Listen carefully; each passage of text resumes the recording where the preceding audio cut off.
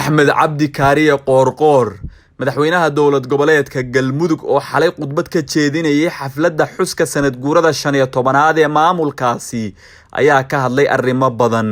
oo ay kamid ahay doorashadii dhawaan maamulkiisa uu qabtay ee ku aadaneyd aqalka sare kadib dhaliilo badan oo qaabka doorashada ay u dhacday loo soo jeediyay mudane qoorqoor ayaa shaaca ka qaaday in doorashada dalka ay ka bilaabatay ku timid heshiis isla markaana ay tahay mid dadban oo sidii loogu talagalay ku socota sida uu isagu hadalka u dhigay si lamida waxa uu tilmaamay in loo baahan yahay in la isku dulqaato isla markaana la taageero cidda ku soo baxda doorashada dadka qaar oo dhahayo doorashada saasa adeer dalkani wuxuu galay ama ku heshiiyay doorasho dadban markaan doorasho qof iyo cod gaarno allahna gaarsiiyo oo socmaad yaalada haddaadan adigu kursi ka helin ama mid aad rabtay kursi ka soo helina in wax in xumaa dhacday macnaheedu ma aha hore u socono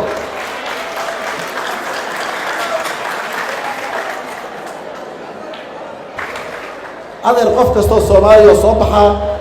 haddaad tahay musharax codka bari cod warso waa qof Soomaaliyeed waxaad tiraahdaa dooro waxa lagu dooranaa soo bandhig laakiin mida anigu jeclaa mida kooxdayda aha kii iga maqan kii wali wax ma soo helin walaalaha dhamaantood ama intii waxaas gashay waxaan leenahay walaal ku dulqaado dalka doorashada uu ku heshiiyay si xun wax u sheegnaha noqonin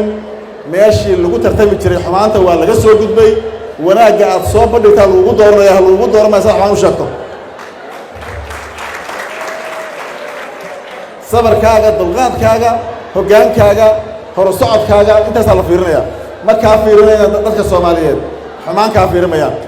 marka waxaan leenahay intii soo baxday sanadradii golaha aqalka sare dhamaantood meel kasta ka soo baxeen waxaan leenahay hambaliyo mas'uuliyadiina gudta si hufan oo xulasho iyo dalka inaad u qarmiirtaan leh u gud hadii la yiraahdo dadka Soomaaliyeedna waxaan leenahay doorashadaas dadban iyada hal isku wada sabro hal isku wada dulqaato